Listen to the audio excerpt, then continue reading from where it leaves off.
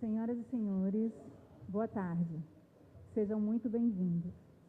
Neste momento, daremos início ao terceiro painel do evento Café com Conhecimento, um projeto organizado pelo Centro de Desenvolvimento e Aperfeiçoamento dos Servidores da Primeira Região, para divulgar os aspectos práticos da implementação da gestão do conhecimento no âmbito da Justiça Federal da Primeira Região, Tribunal, Seções e Subseções Judiciárias, atividade que foi regulamentada pela Resolução Presi 32.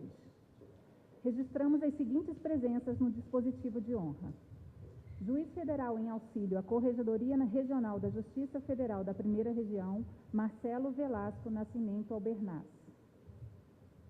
José Roberto Pimenta Ferretti da Costa. Magda Avelino. Algea Almeida e Guacira Cavalcante. Para mediar o painel de hoje, com o tema Gestão do Conhecimento na Área Judiciária, Desafios e Perspectivas, anunciamos o servidor José Roberto Pimenta Ferretti da Costa, doutor em Ciência da Informação, analista judiciário, área administrativa, lotado atualmente na Secretaria de Gestão Estratégica e Inovação do Tribunal Regional da Primeira Região. Muito boa tarde a todos.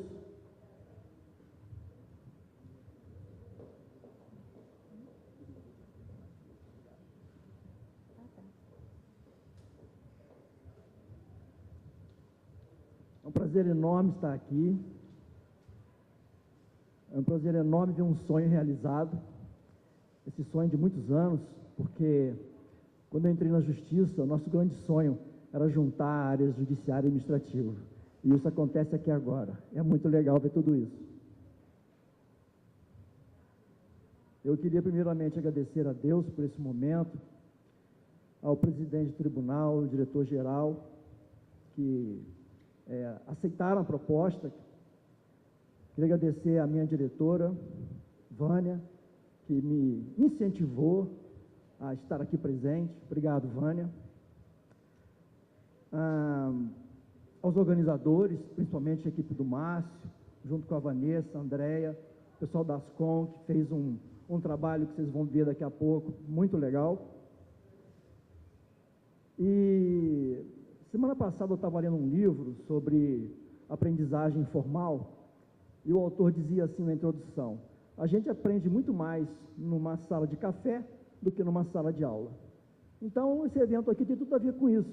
Para minha felicidade, eu li isso depois que aconteceu o evento. Falei assim, então, quer dizer que nós estamos fazendo a coisa certa, né?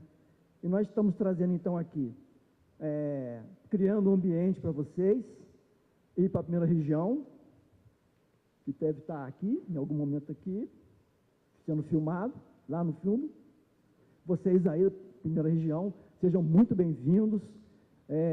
As suas perguntas, depois eu vou dar o e-mail aqui, serão também super bem-vindas. Participem, estejam conosco, mesmo remotamente, mesmo à distância, mas vocês representam também tudo que é a primeira região e tudo que é o tribunal. Providenciamos, não poderia deixar de ser, um cafezinho, para fazer parte do nosso contexto, um ar-condicionado. Eu espero que vocês gostem do nosso bate-papo.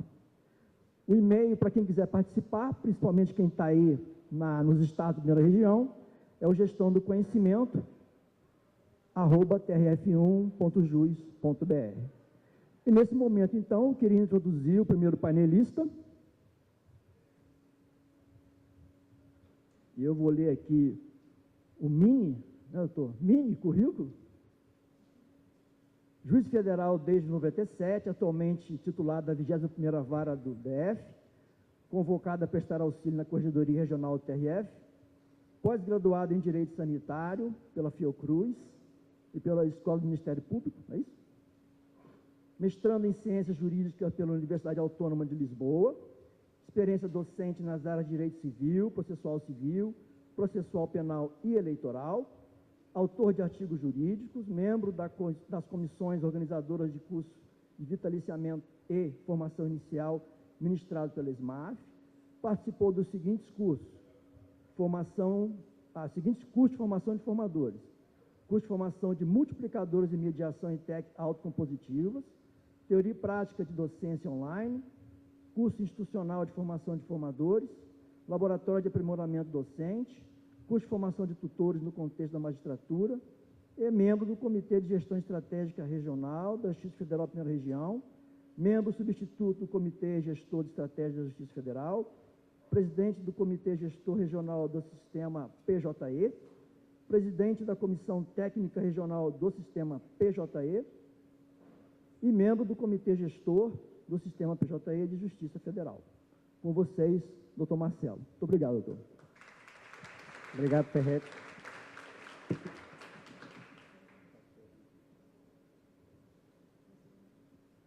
Boa tarde, pessoal. Boa tarde, Ferretti, Magda, Algéia, Guacira, tudo bem? Boa tarde a todos. Gostaria de cumprimentar os magistrados presentes na pessoa do meu amigo Bruno.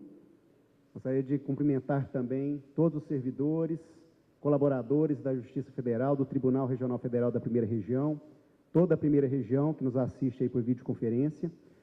Bom, me convidaram para um café. Não é para palestra, não é para aula. Chamaram, não, vamos tomar um cafezinho, trocar umas ideias. E é com este objetivo que eu vim até aqui. Então, não tem nenhum objetivo de ensinar nada a ninguém, mas apenas compartilhar algumas impressões e, acima de tudo, né, para que nós façamos uma reflexão coletiva, mais uma. Né? Eu acho que o que há de mais importante é refletir. Antes de começar a exposição, uma coisa que eu detesto fazer, mas faço quase todos os dias, é exercício físico. Né? Então, assim, acho péssimo, sofro, mas enquanto eu faço a esteira, eu penso. E aí eu acho que o maior ganho que eu tenho diz respeito a essas reflexões. Algumas pessoas aqui com quem eu tenho o costume de interagir, né, às vezes comentam, senhor, 7 horas da manhã ali, domingo, feriado, manda uma mensagem no WhatsApp ou por e-mail. Quando eu lembro que às vezes o WhatsApp apita para alguns, porque no meu celular eu não ponho para apitar, ele só pisca, né? Aí eu não mando, aí eu mando por e-mail. Mas é porque geralmente é logo após fazer o exercício, logo após refletir, e aí como eu sei que eu me esqueço muito das coisas, eu mando logo para não correr esse risco. Quem é pior do que eu é o Marcos Barbosa, né, Marcos Barbosa? Da Secretaria de Informática, 6h30 da manhã no domingo, já tem mensagem lá no WhatsApp. Bom, mas outros aqui eu interajo bastante. Bem, o tema do nosso bate-papo é gestão do conhecimento na área judiciária, desafios e perspectivas.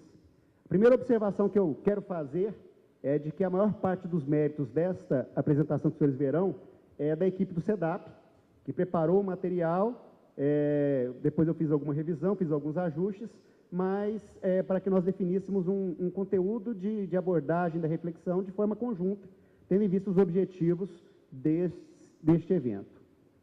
Bom, a primeira ideia é o que todo mundo fala em qualquer evento do Poder Judiciário que envolve gestão do conhecimento em particular, com enfoque na área judiciária, qual é a imagem da justiça no Brasil? Bom, acho que é essa. Né? A gente espera que mude em breve, seja na parte de cima, porque nós esperamos realmente nos tornarmos mais céleres, mais ágeis, assegurando aquilo que está previsto na Constituição, que é a duração razoável do processo, e eu, em particular, quero acabar logo com essa imagem de baixo aqui, via adoção do processo judicial eletrônico. Essa imagem de processos aí que estão guardados de forma cuidadosa, os senhores veem, mas que já não está mais adequada à realidade do nosso dia a dia. Nós já temos ferramentas automatizadas que nos permitem, primeiro, fazer uma gestão do acervo processual de forma mais adequada, mais segura, e também sem onerar tanto o orçamento do Poder Judiciário. Bom, dentro daquela linha de que a visão da justiça é a de uma tartaruga, isso de forma geral, tem aquela famosa frase do Rui Barbosa, que justiça atrasada não é justiça, senão injustiça qualificada e manifesta. Bom, e aí vem, a gente acha que tem a imagem de tartaruga, a gente acha que a justiça tem uma visão ruim por parte dos cidadãos, porque antes de servidores e magistrados somos cidadãos, eventualmente jurisdicionados, e sabemos que, de maneira geral, isso acontece em vários ramos, em várias unidades da justiça brasileira. Recentemente, o CJF realizou uma consulta com magistrados, servidores, advogados, com cidadãos. Todos nós da primeira região sabemos disso, porque por algumas semanas, quando nós abríamos a tela do computador, fazíamos o login, vinha aquele quadradinho lá, pesquisa, participe, clique, né, magistrado, servidor, já participei. Os senhores lembram disso? É bem recente. E qual dos senhores e das senhoras aqui tiveram a curiosidade de ver o resultado dessa pesquisa lá no site do CJF, no Observatório? Poucos, né? Ainda bem que tiveram. Mas é impressionante. Nós que trabalhamos aqui dentro da Justiça, eu gostaria de fazer uma pergunta, porque eu vou abordar isso num curso da semana que vem da Escola de Magistratura. Quem acha que os magistrados não gostam da política de metas? Ou os servidores não gostam da política de metas? Né? Às vezes dá uma impressão de que muitos não gostam, não aprovam a política de metas. Às vezes a gente conversa porque quem se manifesta é quem geralmente é contra. Mas quando nós entramos no resultado dessa pesquisa, verificamos o quê? Justamente o contrário. Mais de 90% dos magistrados que participaram da pesquisa responderam que aprovam a política de metas. Mais de 90% dos servidores que participaram da pesquisa responderam que aprovam a política de metas. Óbvio, mais de 90% dos advogados e cidadãos que responderam também aprovam a política de metas. Enfim, essa informação é importante para que nós não caiamos aí, não sejamos seduzidos por um falso discurso de que, por exemplo, nesse caso, a política de metas não é aprovada por magistrados e servidores. Nós, que somos aqui, que movimentamos a justiça. Mas lá no resultado dessa pesquisa, também houve espaço para que os participantes registrassem algumas impressões. E, entre aqueles registros aqui, foram consignados apenas alguns, a título de exemplo. Visão dos cidadãos. Aí lá uma das observações. Que tipo de estratégias são adotadas para que a resposta ao jurisdicionado seja dada em menor tempo possível? Dá até a impressão de que se acredita que nenhuma estratégia é adotada, né? Talvez estejamos falhando aí na comunicação. Mais agilidade da justiça nos julgamentos, essa sim é a preocupação de todos. Menos possibilidade de recursos protelatórios e mais produtividade de servidores e magistrados. Eu, pessoalmente, até concordo com as duas primeiras observações, não com a última.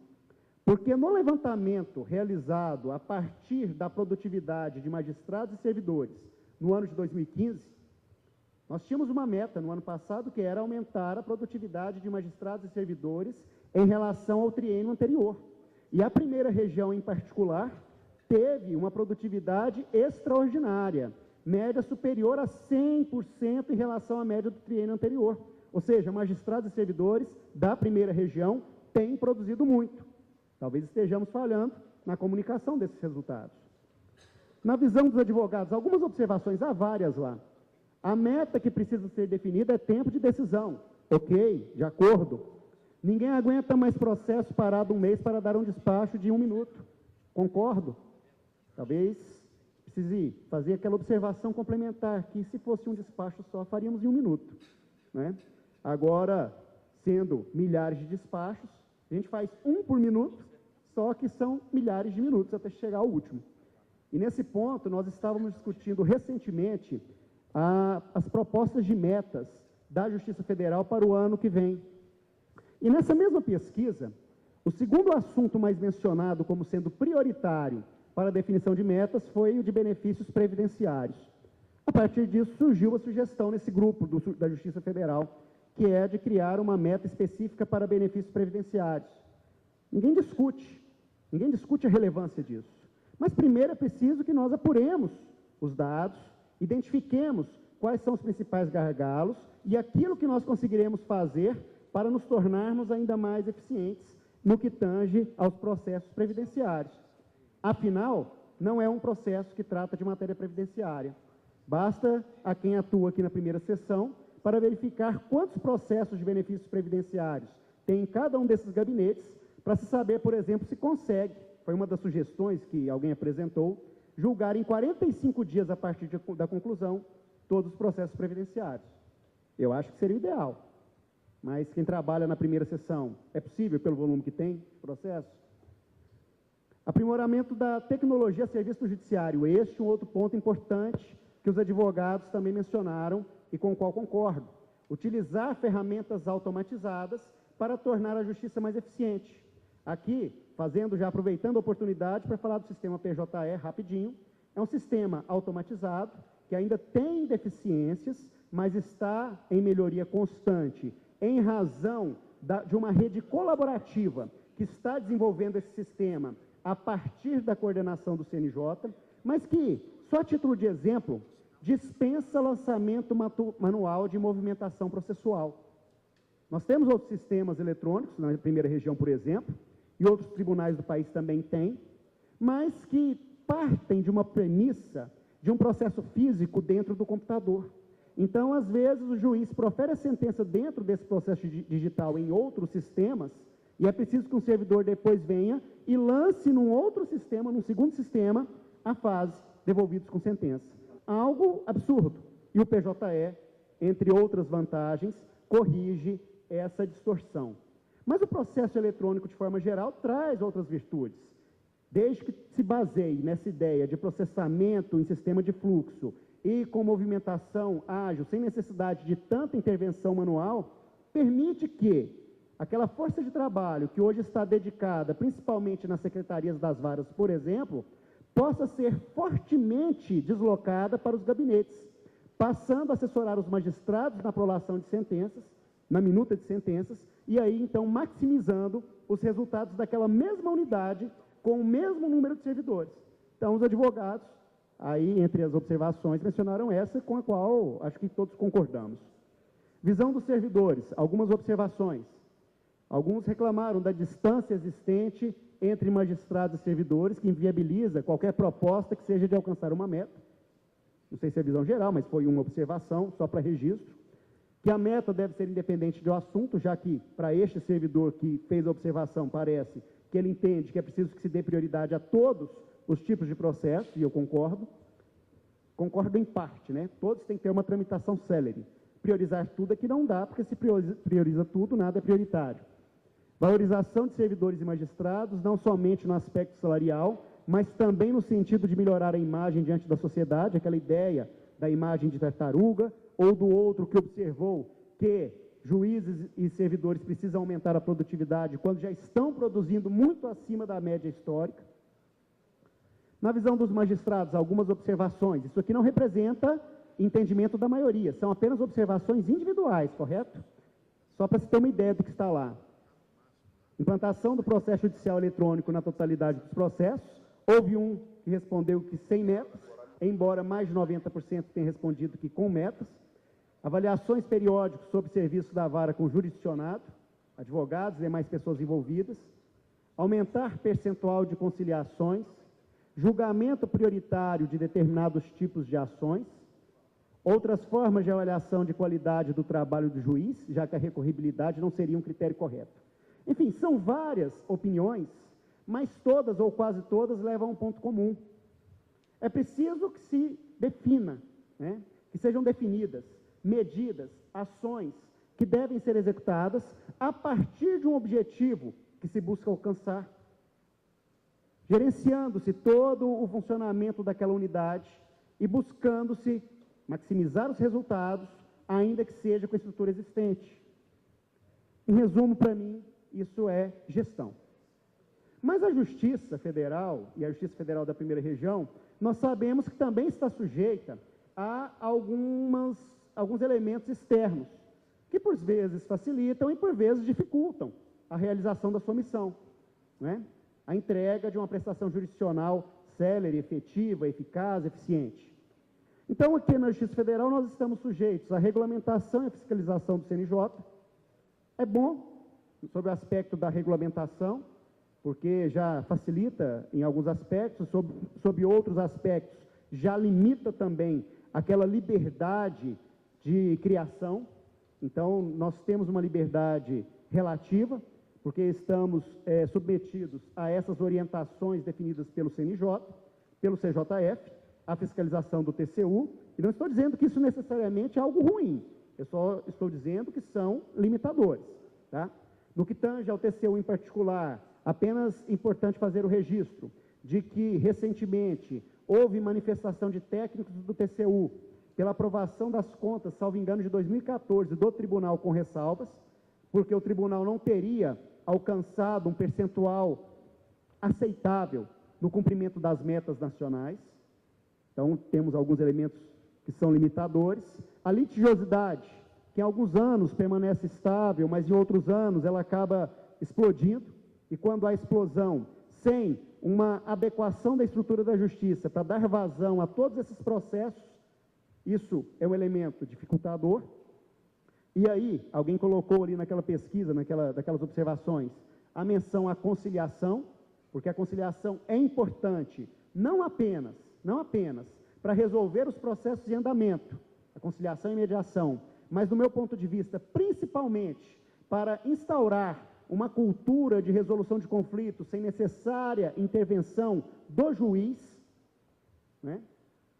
Até para estimular as partes a procurarem elas mesmas resolver aqueles pontos de divergência sem que a demanda ao Poder Judiciário ocorra.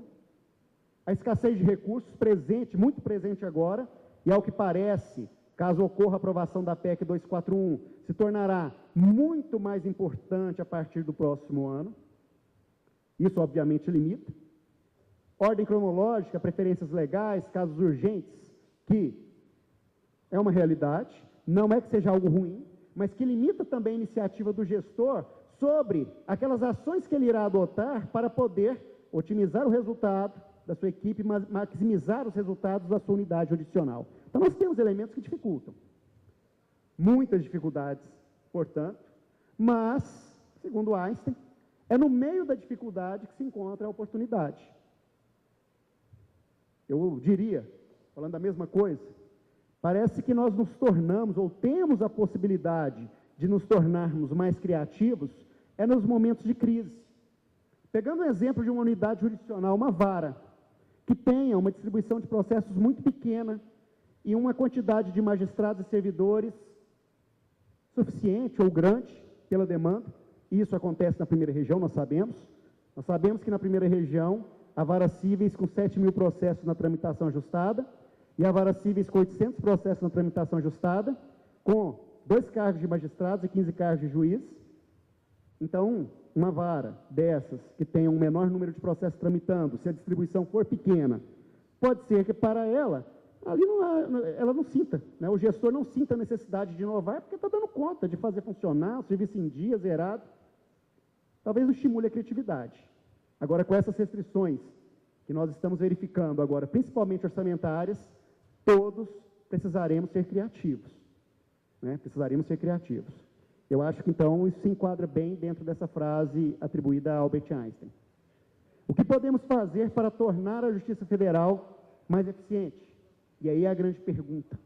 Dentro da linha do que estávamos discutindo, a gestão judicial, já que estamos falando na atividade judiciária, não é? A gestão judicial, aí adotando-se uma espécie de círculo virtuoso, em que nós começaríamos a levantar e analisar os processos, e aqui quando estou falando em processo, não é o processo judicial, mas os procedimentos, as rotinas adotadas para se conseguir o resultado almejado.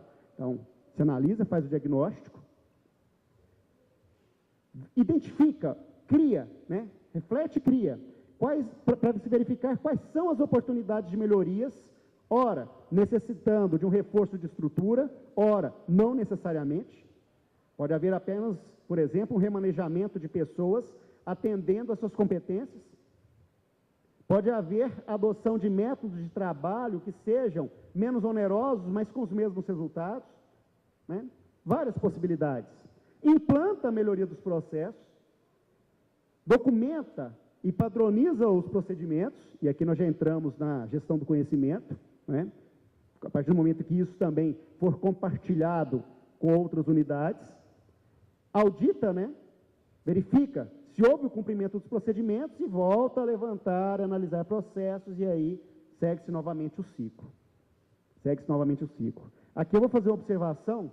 Conversei hoje cedo com a desembargadora Gilda de outro assunto, e ela falou, fiquei sabendo, você vai lá tomar aquele cafezinho, né?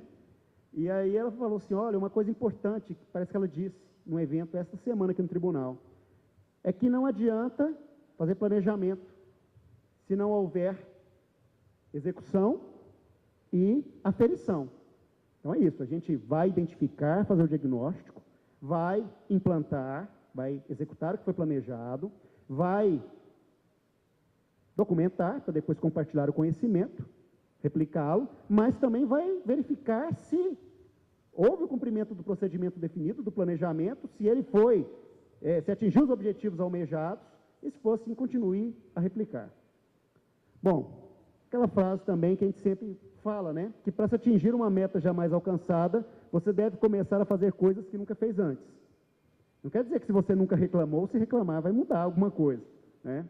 Quer dizer que você tem que mudar realmente os procedimentos. Acho que Márcio Sedap, num evento, acho que do ano passado, falou assim, olha, um ponto importante, é preciso pensar planejamento, é preciso pensar gestão. Na verdade, é preciso pensar. Não é aquele procedimento que às vezes alguns adotam. Meu trabalho é proferir sentença. Eu chego no meu trabalho, naquele horário definido, pego ali o processo, faço a sentença, terminou, vou para casa. Meu trabalho está feito? Não, não é assim. Não é assim. Eu preciso pensar. O que eu posso fazer para maximizar resultados, inclusive para diminuir o meu esforço? Todos nós, ou quase todos nós, reclamamos do estresse.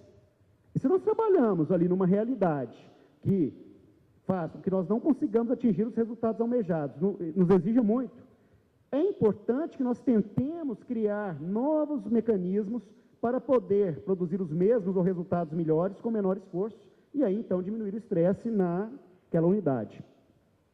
Como participar deste processo inovador? Bom, inovando, claro, né?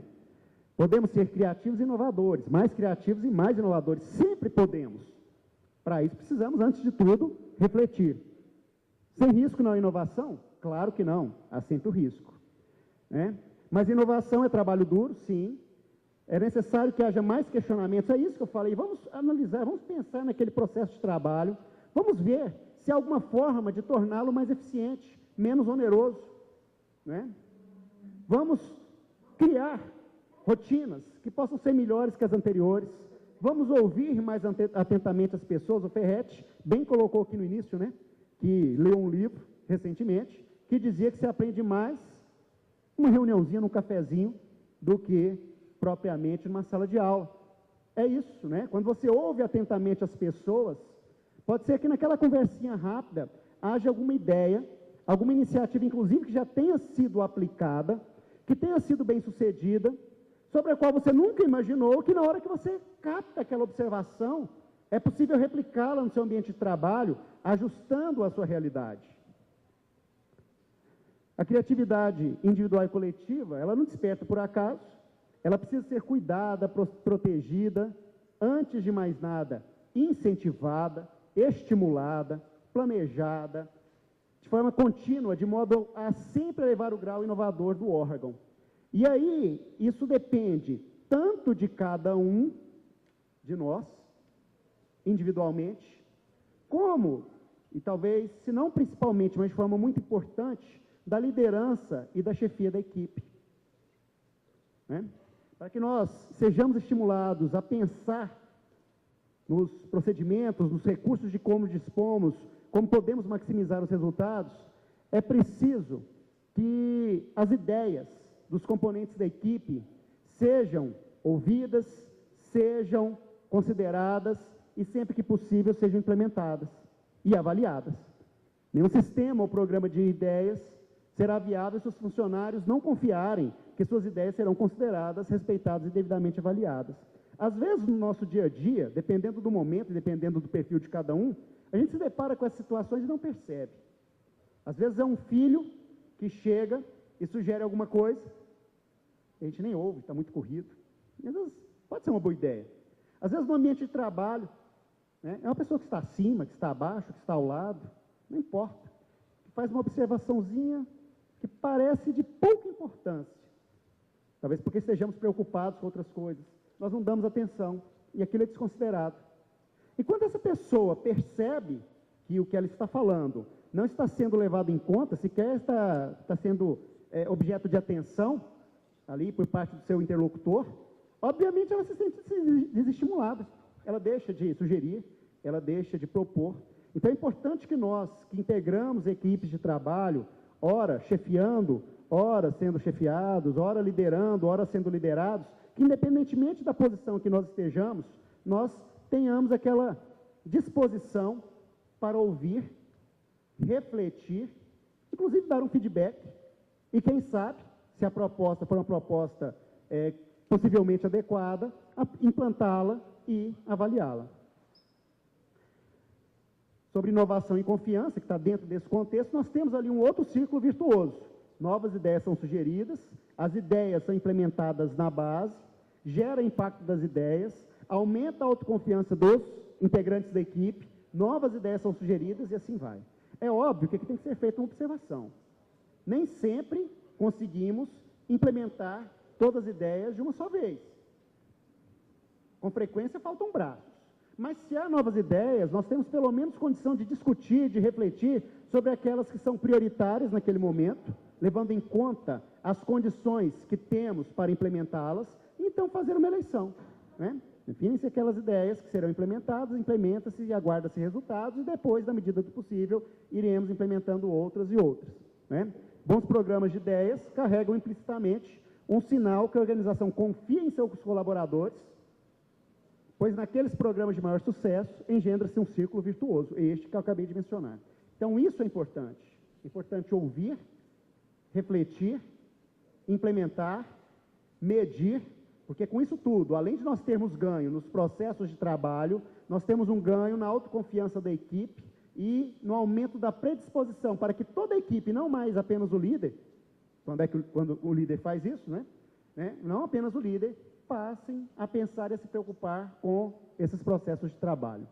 Agora, a partir do momento em que se tem uma ideia, ou que se busca uma ideia, uma boa prática, que já foi utilizada em outro órgão, é sempre importante nós partirmos da premissa de que aquela ideia, ela, se for possível implantá-la na nossa unidade, não quer dizer que será necessariamente implantada de forma idêntica à que foi implantada na origem. É preciso que haja uma adaptabilidade, uma flexibilidade para ajustar aquela ideia, aquele sistema de trabalho que pareceu mais adequado que o atual, né, à realidade da organização ou daquele órgão. Por que inovar? Novamente Einstein, né? Porque insanidade é continuar fazendo sempre a mesma coisa e esperar resultados diferentes. Eu adoro essa frase, porque ela é óbvia, né? Ela é óbvia. Às vezes a gente não percebe isso no dia a dia, aqui no trabalho, né? Mas às vezes alguma coisa em casa, você está tentando consertar alguma coisa em casa e dá errado. Aí você repete igualzinho, dá errado de novo, é óbvio. Se você repete seu procedimento, a tendência é de que o resultado seja o mesmo, a não ser que haja elementos externos que você não esteja considerando. Então, por isso, é necessário inovar, para mudar os resultados. Então, o ideal é que haja apresentação de ideias novas, registro e disseminação do conhecimento tácito, ou seja, gestão do conhecimento, compartilhar experiências exitosas com áreas correlatas, gestão do conhecimento, participar de premiações internas e externas, e aqui eu aproveito para fazer uma menção ao trabalho que a SECT está realizando agora, está elaborando uma minuta de uma regulamentação sobre premiação de unidades por atingimento de determinados percentuais de metas, com o objetivo realmente de reconhecer que aquelas unidades que demonstram um grau de eficiência maior no cumprimento das metas, ela deve ser reconhecida, ela deve ser destacada, né? Então, esse trabalho que a Secretaria de Gestão Estratégica está desenvolvendo, agora Vânia, Sandra e todos que estão trabalhando lá, a Divisão de Planejamento Estratégico, eu acho que é uma iniciativa de suma importância, porque nós às vezes temos a iniciativa, às vezes implementamos, nós compartilhamos, e é sempre bom quando há um certo reconhecimento, né? Quando há esse feedback, principalmente quando é um feedback positivo. Agora, por que compartilhar o conhecimento? Porque conhecimento é poder. Se conhecimento é poder, conhecimento compartilhado é poder multiplicado, obviamente. Quando nós pensamos na realidade da nossa instituição, nós verificamos isso de forma bem clara. O que adianta uma unidade jurisdicional ser eficiente, uma vara, e as demais não serem? Gostaria de registrar a presença da desembargadora Maria do Carmo, Do que adianta? Para a população em geral, não importa, muitas vezes, se é a Justiça Federal, se é a Justiça Estadual, se é a Justiça do Trabalho, que é morosa, ou que é mais eficiente. Para a população em geral, também não importa se é a vara X ou a vara Y, que é eficiente, a outra não. A população em geral coloca tudo no mesmo bolo. Não está errado, porque é o mesmo bolo. Nós somos poder judiciário, nós somos justiça. Qualquer jurisdicionado, seja da Justiça do Trabalho, da Justiça Federal, da Justiça dos Estados, da primeira vara, da 10ª vara, da primeira turma, da segunda turma, tem direito a uma prestação jurisdicional eficiente. E se nós somos um todo, e aqui eu vou além, né? Por exemplo, em vara, eu sou juiz, então atuo em vara, e lá na vara, geralmente há aquela divisão em algumas, né? Secretaria e gabinete, gabinete do titular e do substituto, quase que uma competição, às vezes uma competição positiva, às vezes uma competição negativa, e quando isso existe em determinados ambientes, parece que nós nos esquecemos de que somos uma unidade, somos um. Por isso, a importância de compartilharmos esse conhecimento, né? Não é racional termos que reinventar a roda a cada dia, né? Ou reinventarmos a roda de forma separada. Se nós somarmos aí as iniciativas que já foram implementadas, bem-sucedidas, começarmos a aplicá-las em todas as unidades, obviamente nós nos tornaremos mais fortes. E aí conseguiremos alcançar aquilo que parece que um servidor colocou numa daquelas observações da pesquisa: melhorar a imagem do judiciário. Nós só vamos melhorar a imagem do judiciário quando ela for melhorada como um todo. Para melhorar a imagem do judiciário como um todo, obviamente, precisamos melhorar a imagem de cada órgão em particular, mas só teremos uma boa imagem quando o todo tiver uma boa imagem. Então, apoiar as unidades ao lado, as áreas correlatas, compartilhando esse conhecimento, refletindo em conjunto, discutindo possíveis soluções, é um dos principais caminhos. E aí, a gestão do conhecimento. Isso é a gestão do conhecimento, né? Que é marcado, assim como a gestão estratégica, né, ou deve ser marcada, pela unicidade, uma gestão de conhecimento para todos, pela construção colaborativa para todos e por todos, e pela sinergia com todos e em cada um. Ou seja, a soma dos indivíduos, das partes, ela é menor do que as partes agindo em conjunto. Então, a atuação marcada pela sinergia é imprescindível. Esse espírito de unidade. A gestão de conhecimento, ela traz vários benefícios, seja na preparação das atividades. Quando se prepara as atividades, se define um processo de trabalho a partir de conhecimentos anteriores, já de experiências bem exitosas, testadas, obviamente se ganha. Melhoria no processo de seleção, na mitigação de riscos, nos ganhos financeiros, quando se reduz custos, quando se maximiza resultados, né? Na adaptação de novos integrantes da equipe, quando você compartilha o conhecimento sem que ele tenha que sozinho aprender tudo, se ele já recebe o apoio de quem trabalha naquela atividade, de quem já tem a experiência, isso é um grande ganho. Na melhoria de processos, novamente a ideia de não termos que reinventar a roda a cada dia. Se alguém já inventou, peguemos a roda e tentemos incorporar alguma melhoria àquela roda ou integrá-la a um outro processo, tornando o funcionamento da unidade mais eficiente. Agora, há dificuldades para a implementação da gestão do conhecimento, com certeza. Dificuldade de capturar o conhecimento não documentado. Por isso, é importante documentar, são importantes os bancos de boas práticas, que nós temos já aqui iniciado na primeira região. Baixa participação do público da área judicial nas capacitações de cunho gerencial. Isso tem mudado aos poucos, mas a título de registro, a Escola de Magistratura realizará um evento na próxima semana tratando disso. Tinha 50 vagas e, salvo engano, 15 inscrições, né? Então, assim, é uma participação baixa. Falta de registro e documentação das ações inovadoras e boas práticas, questão do banco de boas práticas. Falta de compartilhamento e de disseminação desse conhecimento, resistência de muitos profissionais em inovar, né?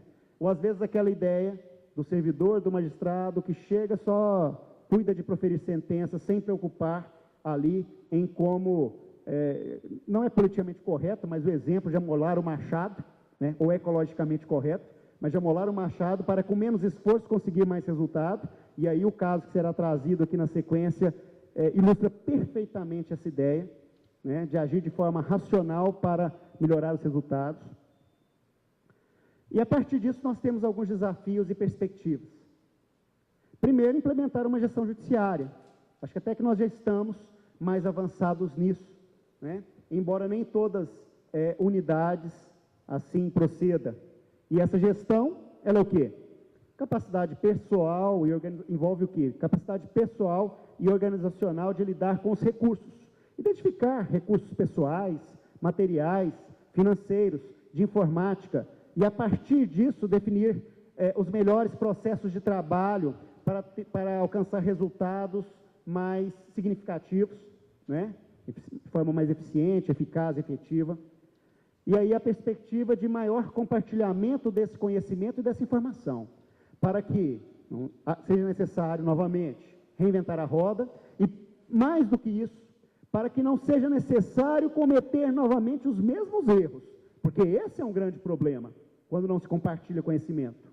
Quando se estimula um ambiente em que cada um age de forma isolada, tem iniciativas semelhantes de forma isolada e cometem os mesmos erros de forma isolada. O custo disso para a organização, imaginem, senhores, se cada um de nós, em cada uma das varas e dos gabinetes da primeira região, de forma isolada, resolvamos pensar uma mesma iniciativa, implementar uma mesma iniciativa, e que ela depois se revele equivocada. Foi bom alguém ter tomado a iniciativa, testar, aquela questão do risco. Mas imagina o custo, quantas horas de trabalho das pessoas envolvidas nessa tentativa, nessa iniciativa foram gastas?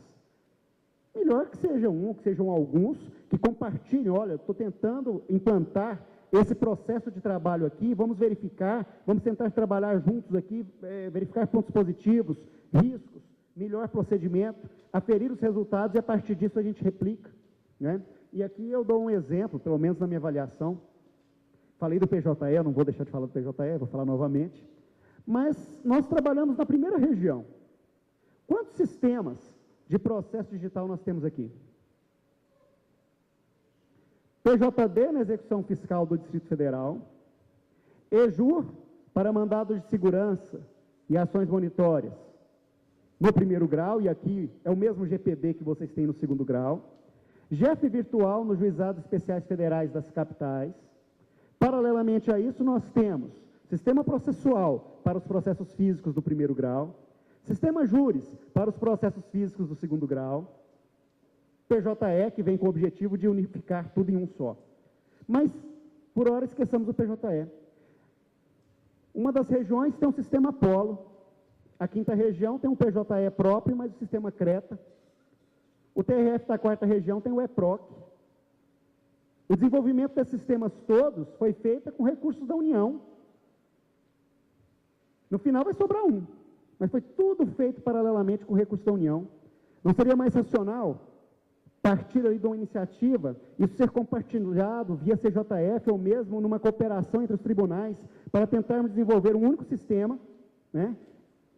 Canalizando esses recursos públicos, que aí seriam maiores, porque não estariam mais divididos entre 5 tribunais, mas somados para uma única iniciativa e tentarmos desenvolver esse sistema de processo eletrônico antes mesmo lá dessa iniciativa unificadora da Justiça Federal, do CNJ.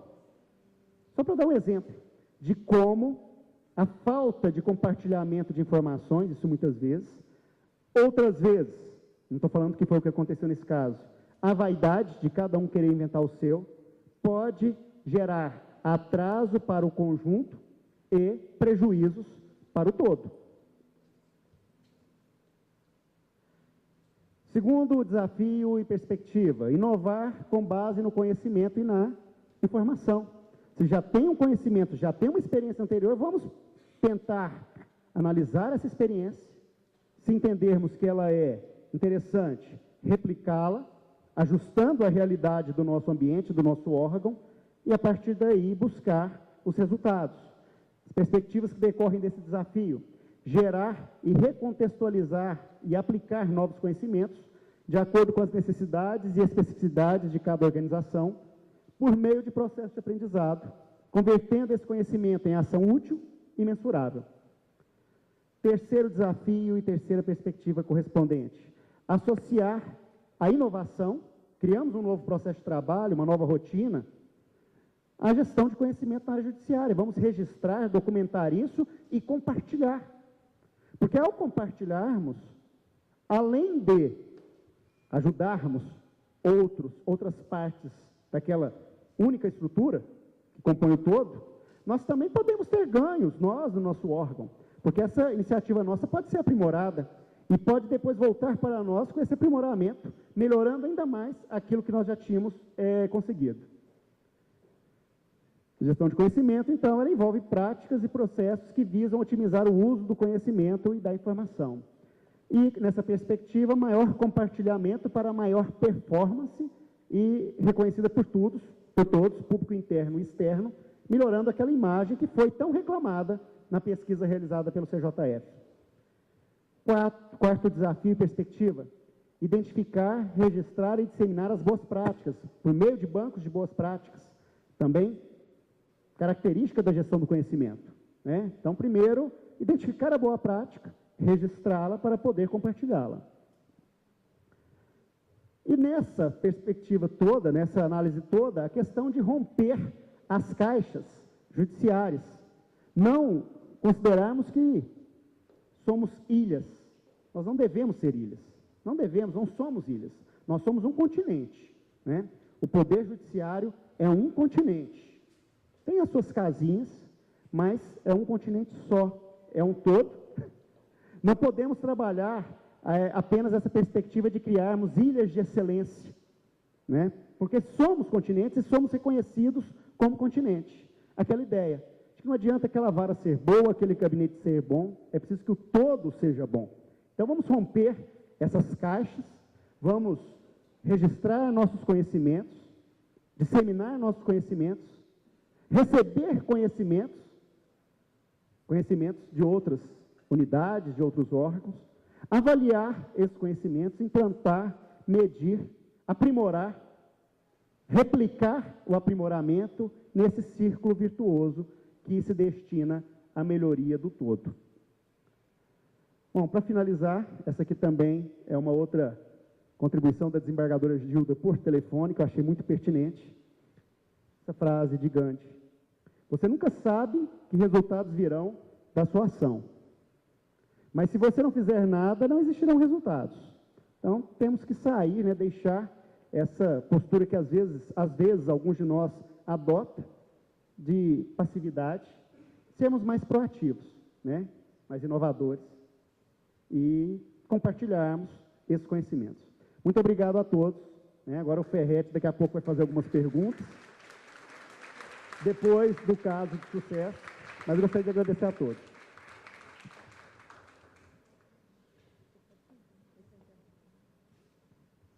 Neste momento,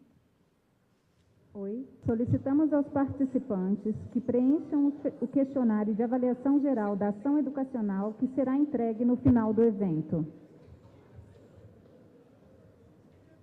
Boa tarde, pessoal. Espero que vocês tenham gostado.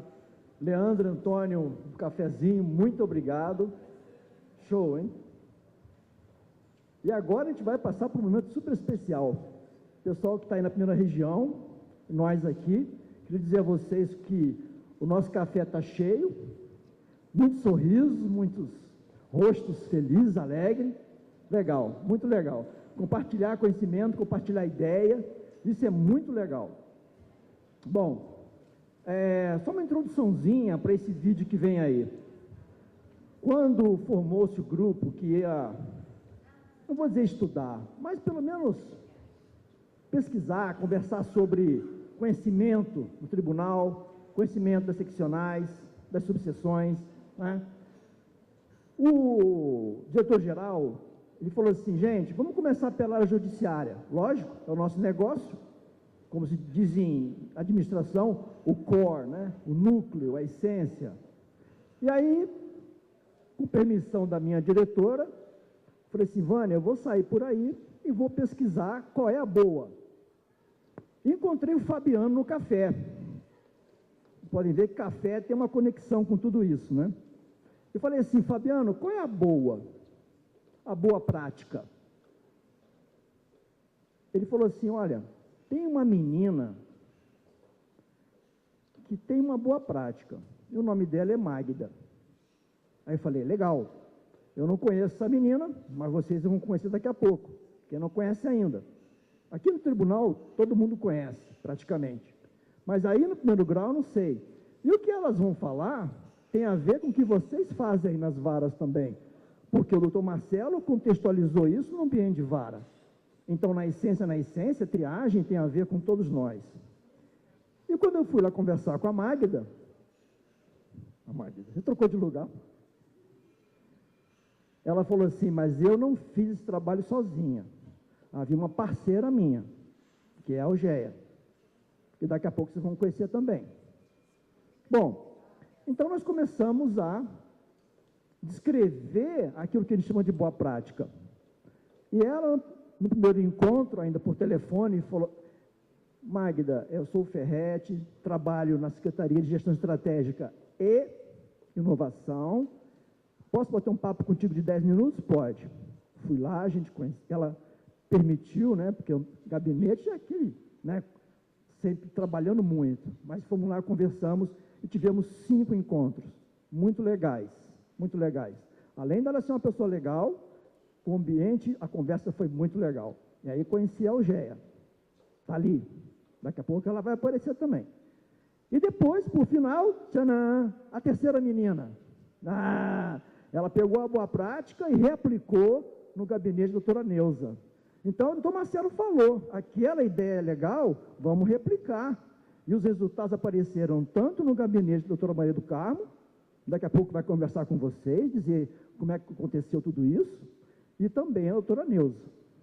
Então, esse videozinho que vai passar, vai mostrar em 5 minutos, um bate-papo super rápido, como é que se deu essa coisa toda, tá? Por favor, pode passar.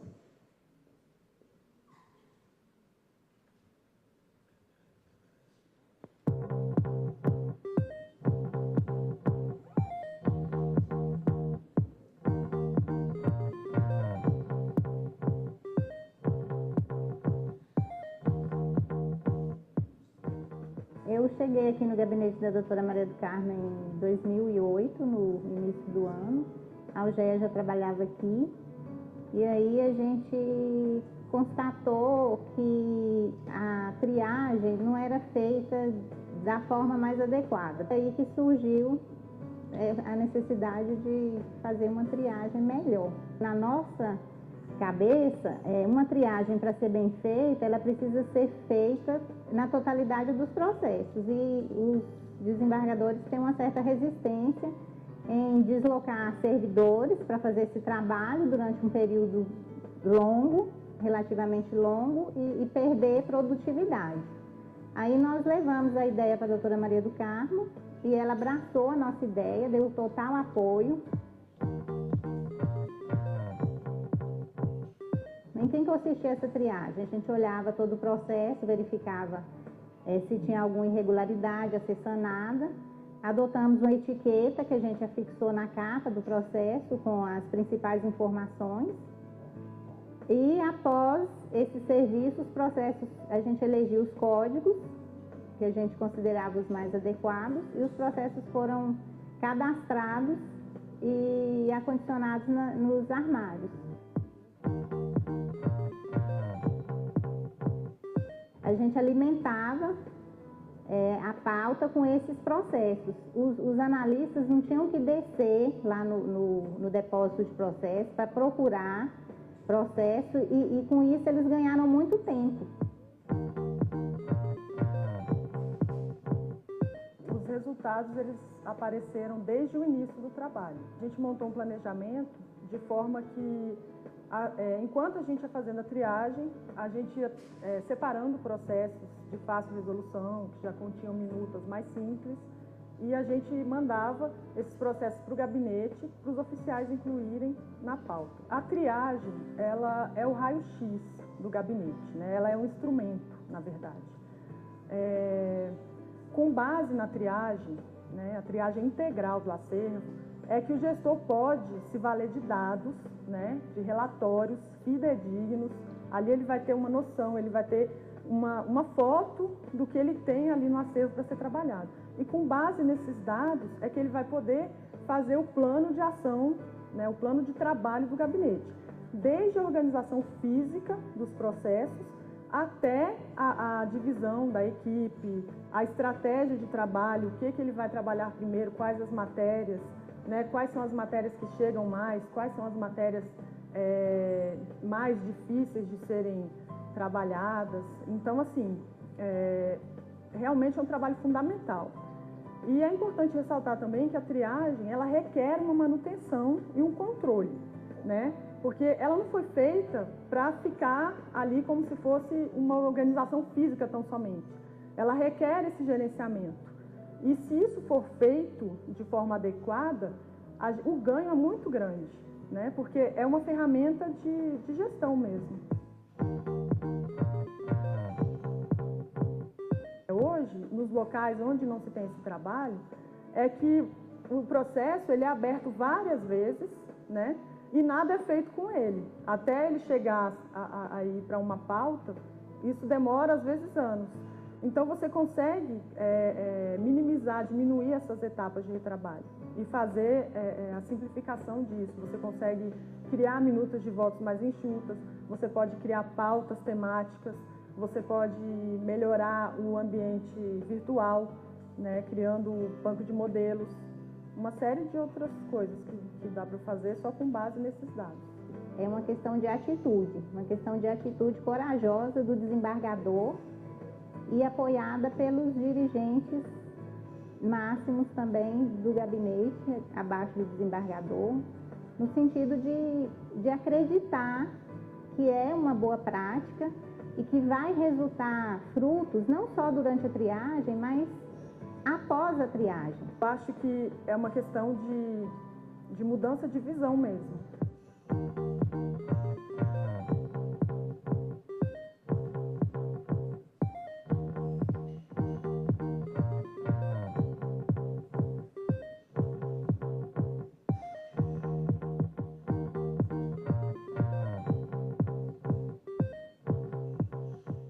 E aí, pessoal, gostaram? Legal, né? Pode bater palma, é legal mesmo. E eu queria, antes de introduzir as 3 estrelas aí que participaram desse processo, não só no gabinete da doutora Maria do Carmo, também no gabinete da doutora Neuza, convidar a doutora Maria do Carmo a falar um pouquinho sobre essa experiência que as meninas retrataram aqui. Por favor, doutora. Boa tarde a todos. Realmente é um prazer estar aqui com vocês. Eu acho que essa iniciativa, Ferretti, essa que não pode parar, tá? Essa que tem que continuar. Nós precisamos dar estímulo, nós precisamos dar apoio, nós precisamos dar mecanismos para que os nossos colegas servidores possam atuar juntamente com os desembargadores e a direção do tribunal, no sentido de trazer novidades, inovações, ideias. Isso é importante, o doutor Marcelo disse muito bem aqui, e compartilhar. Efetivamente, quando a doutora Magda chegou, na verdade, eu descobri que tinha esse projeto. Tá? Na verdade, havia tido um impasse de uma ex-assessora que teria dito à Magda que eu não iria implantar o processo, que eu não teria interesse. Um belo dia, eu estou ouvindo uma conversa de um projeto. Que projeto é esse? Né? Não sei se Magda lembra disso, mas eu lembro. Não, doutor, é um projeto, mas a senhora, acho que foi Eugéia, é um projeto, mas a senhora disse que não pode implantar. Eu falei, não, peraí, calma aí, não estou sabendo o que é, me dê isso aí agora. Né? Então, eu peguei, às vezes, aquilo que a Eugéia disse, é necessário também o apoio interno das autoridades do gabinete, tem que ajudar, tem que acreditar. Imediatamente, eu disse, agora, vamos implantar agora. Efetivamente, nós ficamos 6 meses Magda disse aqui no depósito de processo. Não, doutora Magda, lá se chama Cafofo. E não é nenhuma garagem que tem 1000 processos jogados lá, não é nada disso. Infelizmente, o espaço que nós temos é muito pequeno nos gabinetes. Então, foi-me franqueada, na época até do doutor Catão, um espaço lá no Dona Marta, para que eu pudesse acondicionar os processos de uma forma eficaz, né? Então, na verdade, nós temos o gabinete 2, que é lá no Dona Marta, justamente pelo número de processos. Então, o que nós fizemos? 6 meses eu paralisei praticamente o gabinete, ficamos eu e mais 2 pessoas na pauta, não perdemos a produtividade e, efetivamente, o ganho milhões de vezes maior do que qualquer outra atividade que tivéssemos. Isso é acreditar. A doutora Algéia diz que a triagem é o raio-x. Não, a triagem é o coração do gabinete. Nós temos a triagem geral do tribunal, que me lembro muito bem, o desembargador Luciano criticava muito, que era uma triagem mal feita, era feita por estagiários, etc. Realmente, a triagem é muito falha. E essa triagem falha leva a processos, por exemplo, a gente, graças a Deus, no gabinete nosso não tem isso, mas tem casos que nós julgamos que, passados quase 10 anos, aí descobre-se que esse processo não era da competência do gabinete. Isso é horrível, né? Aí imagina você, 10 anos depois, olha, não é minha competência declinar. Isso tudo foi equacionado neste projeto, porque do momento que a triagem é feita com uma pessoa de expressiva competência e dedicação, como é o caso da nossa Magda, e a doutora Algéia trabalhava já na assessoria, mas auxiliar, exatamente isso não deixa acontecer. Imediatamente o processo chega, imediatamente se sabe se é da competência, imediatamente se devolve, se manda. Então, isso tudo é feito uma triagem interna no gabinete. Os dados do nosso gabinete são confrontados, inclusive, com a estatística do tribunal. A nossa estatística é mais confiável, porque efetivamente é feita uma a uma. Então, todo o processo que chega hoje no gabinete, primeira providência é a triagem. E dentro da triagem já podemos fazer os despachos. Chega a petição, imediatamente já sai o despacho. Não fica aguardando anos e anos e anos. Não, imediatamente é despachado. Se tem alguma petição a despachar, é imediatamente despachado. Aí vai para a triagem, coloca-se na triagem, processos que chegam já com desistência da apelação, imediatamente são homologados. Há casos que eu sei de colegas que as desistências chegam e depois de 2, 3, 4 anos é que vão ser homologadas. Mas se não for esse corpo diretivo dentro de uma triagem feita com essa competência, com esse detalhe, não resolve. O gabinete ele fica realmente atropelado, ele fica numa... Tanto é que a doutora Magda, quando sai de férias, chega a deixar um gelo no coração da gente. Mas, graças a Deus, temos lá a Simone, que está ajudando muito. E agora tem a pior notícia da minha vida, foi o dia que eu soube que a doutora Magda vai se aposentar. Essa foi a pior. Tá? Eu não sei por que a pessoa tem que aposentar. Eu não sei porque tem que tirar férias, não sei, não precisa. Almoçar, a pessoa sai para almoçar, acho um absurdo. Tem que ficar trabalhando. Mas, infelizmente, eu quero crer em Deus que a gente vai conseguir uma pessoa que vai manter esse trabalho da doutora Magda, que realmente deu um up no gabinete. E doutor Marcelo falou muito bem, vamos compartilhar. Eu compartilhei este projeto com o desembargador Reinaldo, com o desembargador Luciano, o desembargador Catão, o desembargador Leomar, com a doutora Neuza, que inclusive mandei para a Neuza, depois quando a Algéia chegou lá já implantou, a Guacira sabe disso, que eu fui lá na Neuza, quando cheguei no gabinete dela, que eu vi aqui, eu falei, Neuza, peraí, tem um projeto, Guacira está aqui, ela sabe o que é, vamos implantar. E foi efetivamente implantado. O doutor Catão chegou a mandar os servidores para o nosso gabinete para aprender como é que fazia isso exatamente. Então, esse compartilhamento é muito importante. E passei para o doutor Hércules Fajoges, passei para o doutor Cássio, passei para o doutor Marcos Augusto, eu passei para todos. Inclusive, todos têm esse projeto em mãos que eu entreguei. E deixei sempre o gabinete à disposição para ajudar no que for necessário. Porque isso é um dar com a mão, dar a mão para o outro e ajudar. Não sou eu, não é o meu gabinete, é o tribunal, sabe? É o tribunal que tem que estar à frente. O tribunal nosso é o tribunal mais importante desse país. Entre os 5 tribunais, a primeira região é a mais importante, já é importante pelo espaço territorial que ocupa, mas é mais que isso, é um tribunal nacional. A primeira instância aqui, ela é competência da União. Então, esse tribunal passou a ser um tribunal nacional. Aqui, pelo menos na minha especialidade no tribunal tributário, a maioria dos processos são de fora da nossa região. Então, é um tribunal de muita importância. É um tribunal que tem que ser visualizado pelo bem, pela competência, pela dinâmica, e não ser vilipendiado como tem sido feito ultimamente. Mas, para isso, nós precisamos de vocês. Vocês têm que nos ajudar, vocês têm que nos dar esse impulso, têm que nos ajudar a levar esse tribunal lá para frente, não sair das páginas policiais e para as páginas principais do país. As grandes decisões são tomadas aqui e depois são copiadas nos outros, né? Quantas e quantas arguições de constitucionalidade nós declaramos aqui que são copiadas pelos outros tribunais. Mas, então, isso é que o nosso tribunal tem que se impor. Não é nenhum favor, não, é imposição mesmo.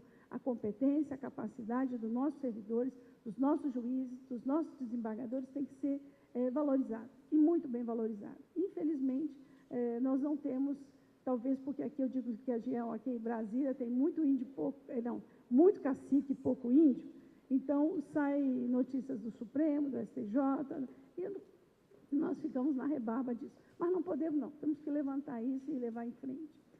O doutor Marcelo também falou das inovações. Eu digo assim, a gente tem que sair da seara do gabinete nosso e pensar maior, pensar no tribunal, pensar nas questões que podem. Inclusive, eu conversei com o doutor Marcelo, eu sou também coordenadora da conciliação da primeira região, as minhas duas guerreiras estão lá, a doutora Alina, a doutora Rosana, que vestiram a camisa, né? A estrutura nossa é pequena, a doutora Marisa sabe disso, né? É sofrida, mas nós trabalhamos muito.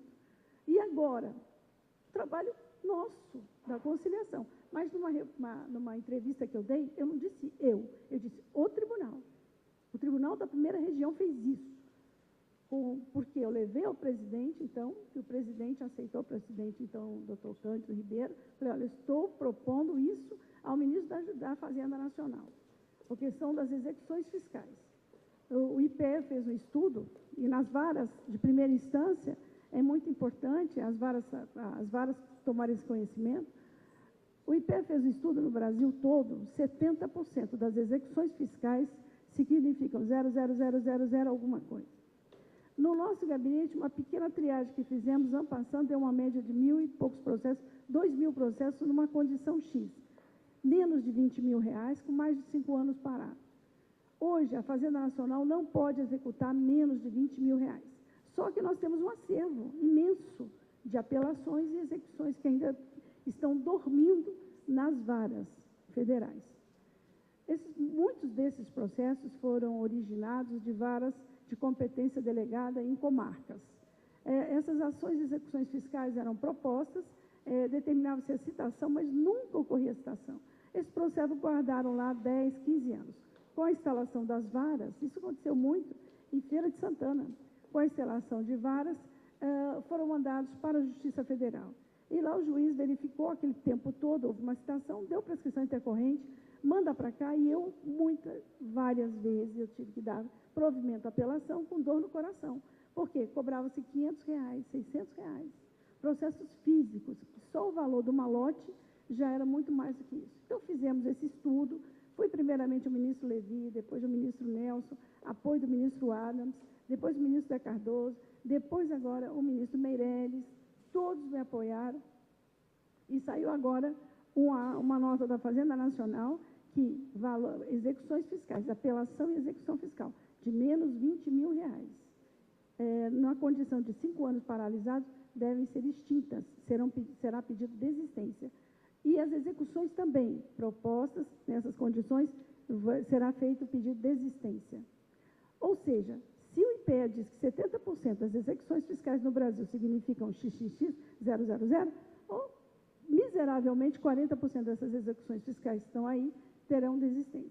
Mas mais que isso, eu fiz via conciliação, porque efetivamente ao desistir da ação, da apelação, teria que permanecer rígido o título judicial, a condenação em honorários. Então, via conciliação, eu homologo a desistência e isento a Fazenda Nacional de honorários, que é um ganho fenomenal para a Fazenda.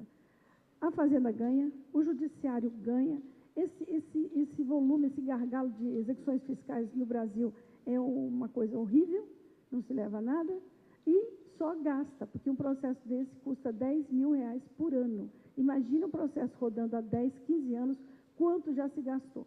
Fora o trabalho do procurador, fora o trabalho do servidor, fora o trabalho do juiz. Então, isso não é um projeto meu, isso é um projeto do tribunal. Isso vai repercutir Brasil afora. Só que eu estou fazendo primeiramente um pilotinho lá no gabinete, né, para ver se está tudo certo, e está dando certo. Graças a este projeto, graças a essa atuação, a Fazenda Nacional devolveu, me parece, 90 processos, que estes têm, ou já estão quitados há muito tempo, porque eles foram fazer a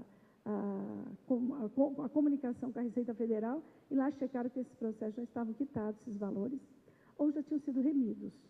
Ou seja, se for julgado esse processo, eles vão ser condenados em honorários. Então, precisou o tribunal fazer isso para abrir a visão. Isso não é renúncia fiscal, isso é economia para o Estado, uma economia altíssima. Assim como nós temos lá na conciliação 20.000 processos de direito previdenciário que se acumulou em razão da pseudo-greve dos procuradores federais, que na instalação do Fórum de Direito Previdenciário, que a desembargadora Gilda instalou, eu estando de férias, eu vim e acompanho. O procurador disse que lá na conciliação nós já estamos praticamente baixando 6.000 processos, que isso para o Estado significa uma economia de 34 milhões. Ora, isso é trabalho de quem? É trabalho desse tribunal, é trabalho dos senhores. É um trabalho de mãos juntas, que nós temos que levar em frente, mas nós temos que trazer isso à baila. Nós temos que mostrar que o tribunal tem essa capacidade de criar, de vanguarda, de buscar soluções, não só a solução do julgar. A solução do julgar é ótima, você senta no gabinete, faz o voto, os meninos fazem a minuta, você aprova a minuta, você assina, leva para julgar. É uma casa de passagem.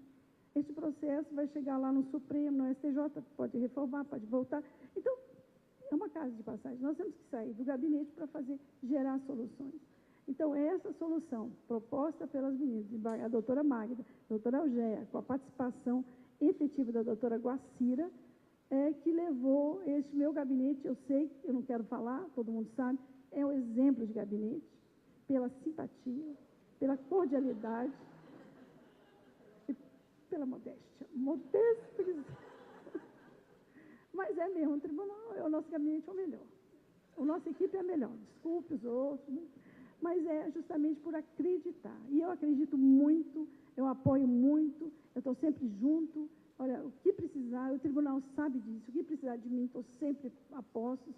Eu acho que é aquilo que eu sempre digo, vamos levantar o nosso tribunal, vamos deixar o tribunal aonde ele merece estar, bem no alto. Tirar das páginas policiais e vamos colocar o seu lugar decente.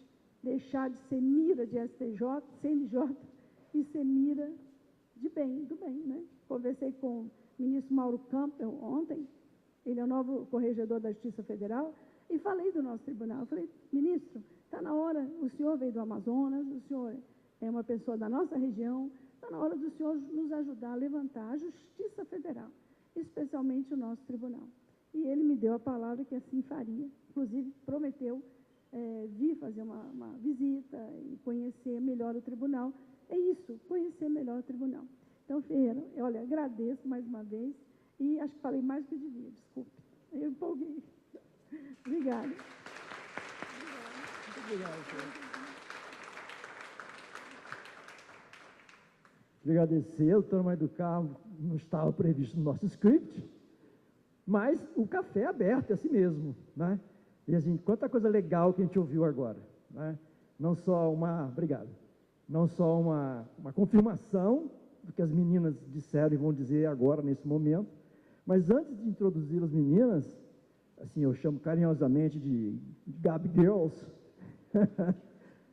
eu queria agradecer de coração, a Claudinha estava aqui, não sei se já foi embora, a Claudinha e o Rafa, que foram os repórteres que começaram esse vídeo, finalizado pelo Marcílio. Muito obrigado à equipe da Dascom, a Ivani, que deu total apoio para a gente, muito obrigado. Bom, a Algeia, psicóloga e bacharel em Direito, especializações em psicopatologia dinâmica e em ciências penais. Atualmente, assessora da desembargadora federal, Neuza Alves.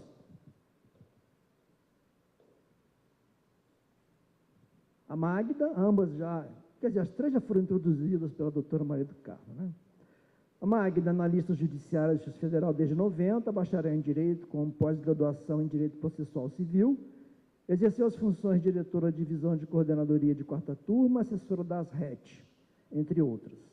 Atualmente lotada no gabinete da doutora Maria do Carmo, responsável, dentre outras atribuições, pela triagem e organização de acervo. E a terceira menina, Guacira, bacharel em Estatística e Direito, e atualmente chefe de gabinete da desembargadora federal Neuza Alves. Então, com vocês, as meninas que vão apresentar a triagem, o caso delas, né?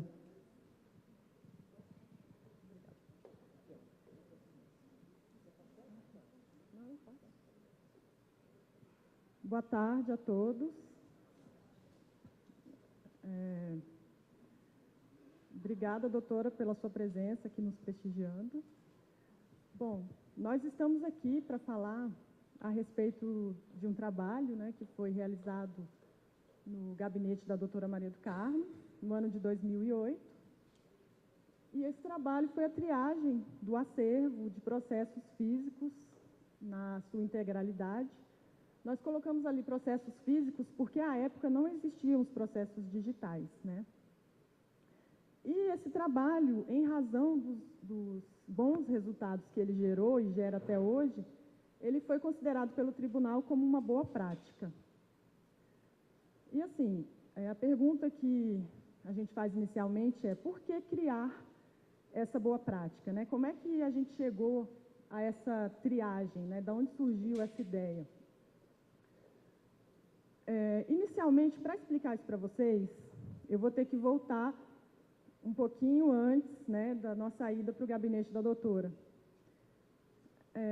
Nós trabalhávamos, a gente tinha recém herdado um acervo, a gente tinha saído das RET e tínhamos herdado um acervo de previdenciário, era um acervo muito grande, de muitos processos, assim, e era extremamente desorganizado. E a gente não estava sabendo lidar com aquele volume. E era uma prática, assim, as práticas que a gente tentava adotar, elas estavam nos custando assim, a gente estava despendendo muita energia e obtendo um resultado muito pequeno. E isso estava nos causando sentimentos, assim, de grande inquietação, cansaço, estresse, né? Ali somos nós três, vindo para o tribunal, e assim que a gente ficava durante o dia. Mas por que a gente ficava assim? Porque, além da gente fazer as minutas de processo para pauta, para inclusão em pauta, a gente também tinha que organizar o acervo, a gente tinha que ir atrás de processo, e tudo isso sob um clima de muita tensão, né, muita cobrança por produção, seguindo aquele calendário lá de prazos que quem trabalha em gabinete conhece muito bem. E a gente vivia nervosa, ansiosa, inquieta. E aí nós chegamos à conclusão que nós não poderíamos continuar vivendo daquela forma. A gente tinha que fazer alguma coisa. E aí a nossa primeira ideia foi trocar figurinhas com colegas de outros gabinetes. Bom, vamos atrás de colegas de gabinetes que julgam matérias de direito previdenciário, né, que são acostumados a lidar com esses processos, com esses acervos muito grandes, e ver como é que eles fazem. E aí, assim fizemos.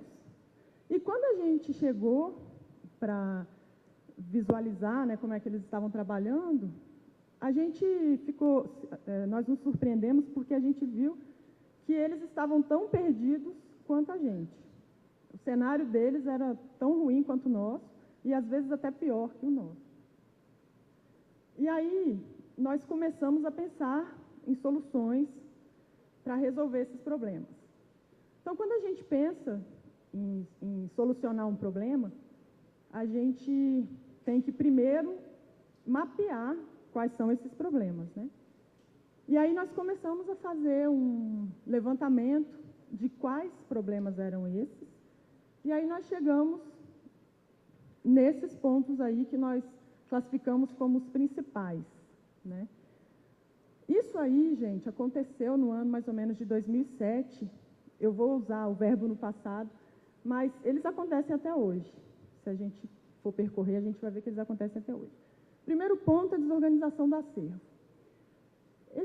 Gabinete que lida com acervos muito grandes, normalmente tem uma salinha extra, como a doutora bem colocou, em que a maior parte dos processos ficam alocadas lá. E aí as pessoas, quando vão buscar processos para fazer, para colocar em pauta, vão lá, fazem uma pré-seleção rápida, às vezes nem isso, pegam lá uma quantidade lá qualquer e levam para o gabinete. E quando chegam lá, cada um faz isso, né? E aí vão montando uma espécie de acervinhos, que a gente chamou de acervinhos. Então, é como se você tivesse várias unidades autônomas dentro de um gabinete. Isso aí já gera um primeiro problema, que é o de controle. Você já perde o controle do seu acervo só com isso aí. Fora outros problemas que ocorrem, né? Inexistência de critérios de organização. Esses critérios, a gente colocou ali tabelas, eu não vou nem entrar no mérito da questão de tabelas, se o gabinete tem que fazer uma tabela ou tem que usar a tabela oficial ou não, porque nós precisamos fazer um cadastramento para poder dar o deslocamento no processo e a gente precisa cadastrar esse processo de alguma forma, né? E as tabelas que os gabinetes costumam usar, ou elas são extremamente genéricas, né? Geralmente se adotam códigos assim, diversos, preferências, previdenciário. Previdenciário é um código maravilhoso, porque você pega tudo de previdenciário, joga nele e o acervo está triado. Ou então são extremamente específicos ou personalizados, por exemplo, com João, com Maria, debaixo da mesa, né, do segundo andar. Então, mas existe mesmo, você está rindo, mas existe. E critério, ausência de critérios também com relação às atribuições. O que a gente percebeu é que as pessoas não têm bem definidas quais são as atribuições delas, né? Normalmente, dentro de um gabinete, você tem a secretaria, a assessoria, uma não sabe o que a outra faz, e isso gera uma competição muito grande, e isso atrapalha demais o andamento do gabinete, porque o gabinete tem que ser visto como uma unidade, né? O cadastramento inadequado nos júris, que decorre disso que eu falei, dessa ausência de critérios, porque quando você não tem critérios bem definidos, cada um pode usar o critério que quiser.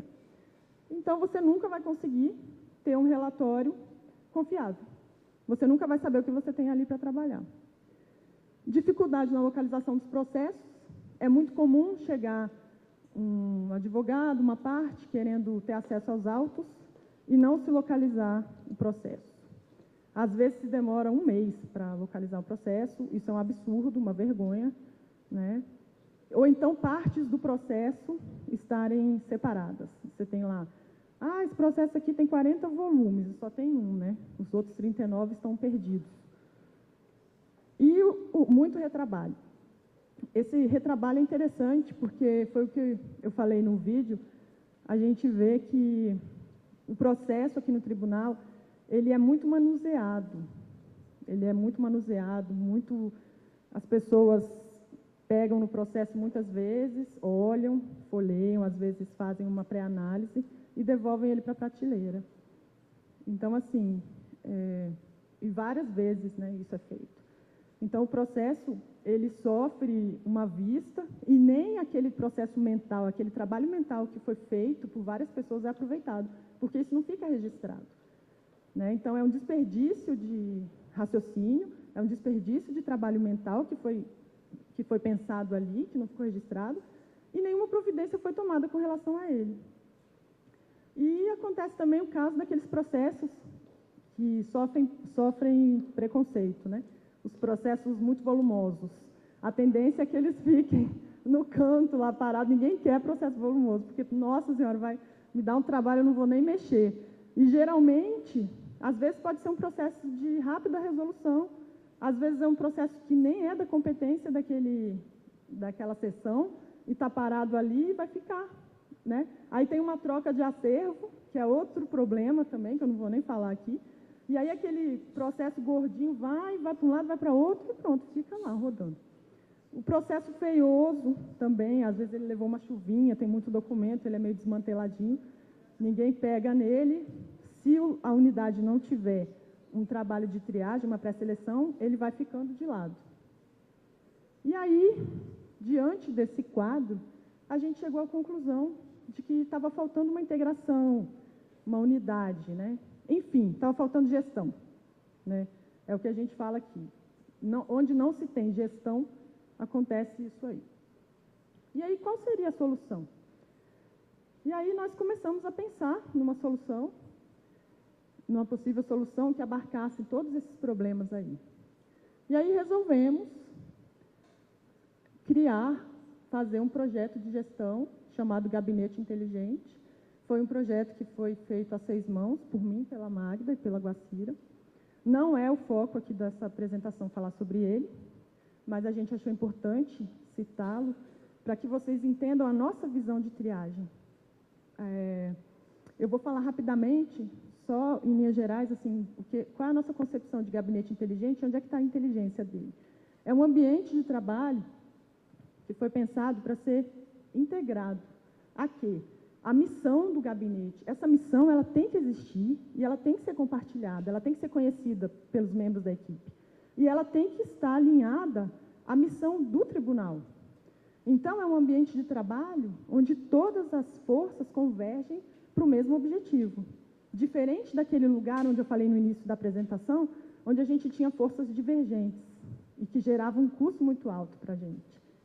É um lugar onde os esforços, né, os resultados são maximizados com o menor esforço possível. Então, o custo do trabalho não é alto, não é penoso. A gente não fica descabelada no final do dia, né? É prazeroso fazer o trabalho. E o foco na celeridade da prestação jurisdicional, porque, afinal de contas, é isso que a gente busca. O jurisdicionado, ele quer uma resposta, né? Seja ela qual for. É claro que quem entra no litígio, entra para ganhar, entre aspas. Mas é melhor que alguém diga para você que você não tem direito do que não diga nada, né? O que a gente percebe é que, às vezes, a doutora colocou muito bem, você vê um processo parado há 10 anos, e aí, quando ele é movimentado, ele se detecta que ele foi distribuído de uma forma equivocada. Então, assim, isso é um absurdo, gente, isso é péssimo. Se fosse o processo de cada um aqui, se fosse o seu processo, né? Isso não pode acontecer. Então, assim, em linhas gerais seria isso. Esse projeto, ele foi pensado para ser cumprido em várias etapas. E a primeira delas é a triagem.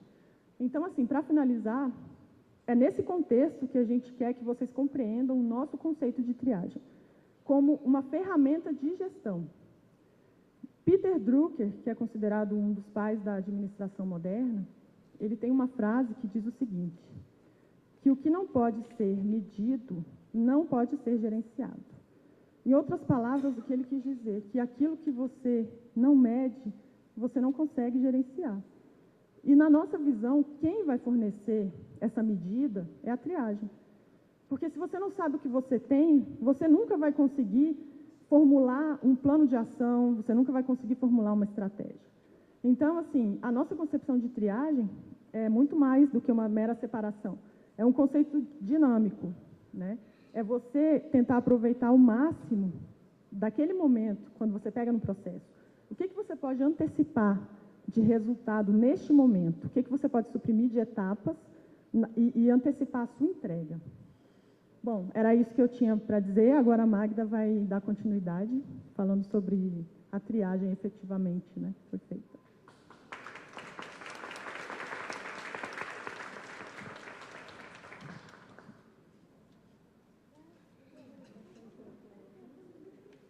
Eu fiquei ao lado dela o tempo todo e ela vai me abandonar agora. Bom, gente, boa tarde. Aqui?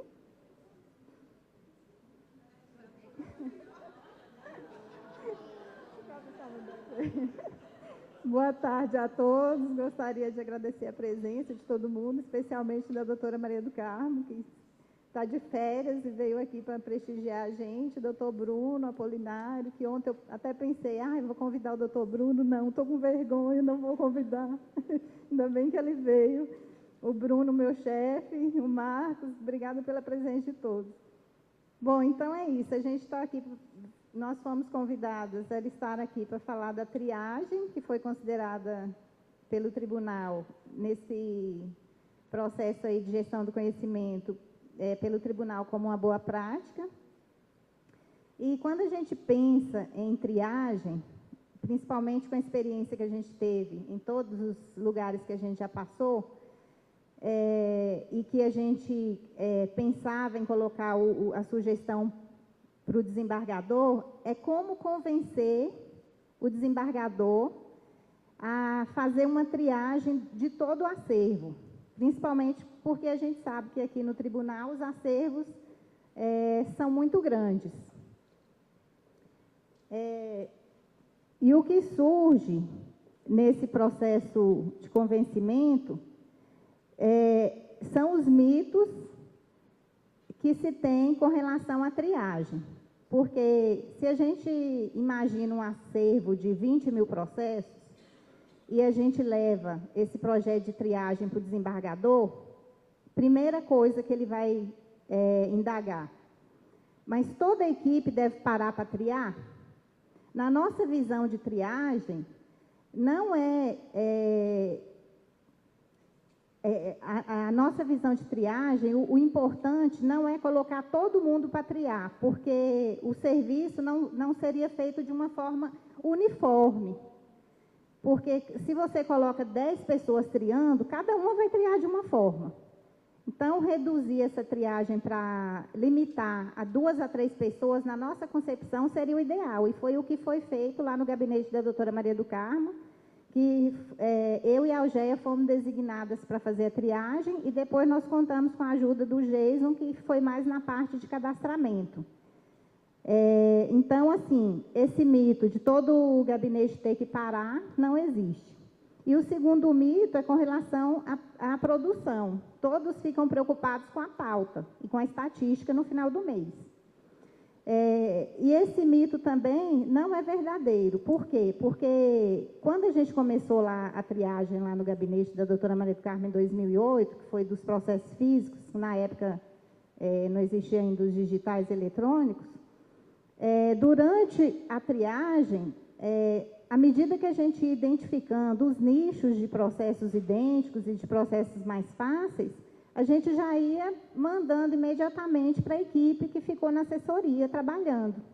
Então, não existe, esses 2 mitos aí, não existem. Não precisa parar o gabinete todo e a produção tende a aumentar. Inclusive, a produção aumentou e as pessoas que estavam na preparação de minutas ficavam até mais despreocupadas, porque a gente já ia alimentando as pautas com aqueles processos idênticos que a gente já foi selecionando. Diante dessa triagem, a gente viu que muitos resultados foram conseguidos. Organização física dos processos. À medida que a gente termina uma triagem, que a gente lança nos códigos, que a gente seleciona todos e lança nos códigos e faz a organização física nos armários, facilita muito a localização dos processos.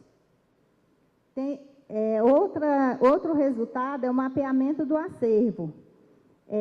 No final da triagem, o gestor vai ter ali toda a imagem, o raio-x, como diz a Algeia, do acervo. Quantos processos de cada assunto, quais as classes, a data da distribuição do acervo, etc. Saneamento de possíveis nulidades.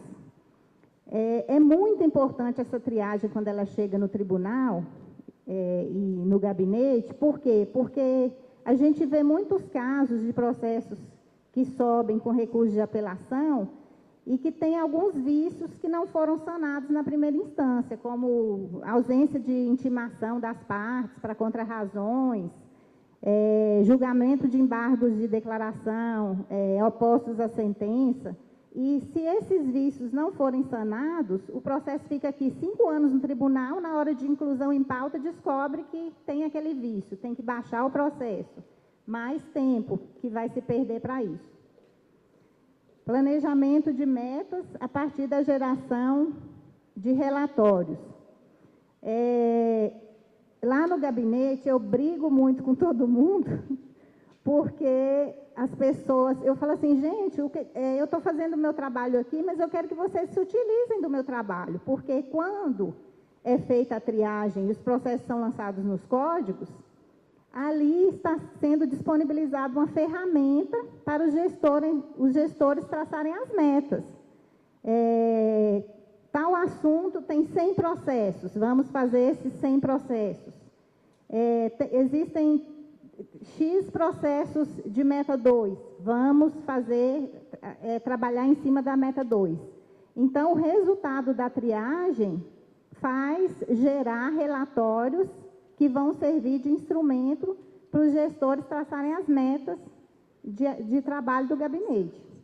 A ausência de processos perdidos, como a Algeia já havia mencionado, que se os processos forem triados, devidamente cadastrados, e todos os servidores, toda a equipe, manter aquele cadastramento, que às vezes a pessoa pega um processo para trabalhar e não dá o andamento devido, o processo fica perdido. Aí chega o advogado querendo o processo e não é localizado. É muito desgastante, muito constrangedor ter que ficar pedindo para a pessoa voltar porque não foi localizado o processo. A maior produtividade, que é o resultado da consequência lógica, menos estresse, porque quem trabalha em pauta sabe disso, porque tem cota, tem meta a cumprir e precisa localizar os processos. Se eles estão triados, separados e todo mundo sabe onde eles estão, fica muito mais fácil de trabalhar com os processos. E a transparência na gestão, porque os dados vão ficar disponíveis. Os dados do gabinete, quantos processos o gabinete tem, quantos processos de meta 2, quantos pedidos de vista, quantos embargos de declaração, tudo isso pode ser gerado a partir dessa triagem, dessa organização. E a conclusão que a gente tira, que a triagem, como a Algeia disse, é só uma primeira parte de um projeto maior de gestão em gabinete. É a partir dela que se pode tomar todas as outras medidas e planos de ação. E é muito importante a manutenção da triagem, porque não adianta nada pegar um acervo de 20 mil processos, triar, e cada mês, agora que a Corip está em ritmo acelerado, a gente não está dando conta de triar, porque 600 processos que chegam ao gabinete por mês, então a gente tem que correr atrás. Todo mundo sabe que agora o juiz de admissibilidade das apelações é feito no tribunal, então é mais coisa que a gente tem que analisar, tem que ver se as custas foram pagas, se tem que intimar para complementar custas. Então, se não mantiver diariamente, continuamente, essa triagem, de nada adianta fazer uma triagem inicial e depois o trabalho se perder pelo meio do caminho, e principalmente a triagem ser feita por uma pessoa que tenha qualificação para isso. E a gente vai encerrar aqui com essa frase do Abraham Lincoln, que se adequa perfeitamente a essa ideia que a gente tem de triagem, que a triagem a gente não perde tempo, a gente ganha tempo lá na frente, ou nem precisa ser tão lá na frente assim. Que se eu tivesse 8 horas para derrubar uma árvore, passaria 6 afiando o meu machado. Obrigada pela atenção.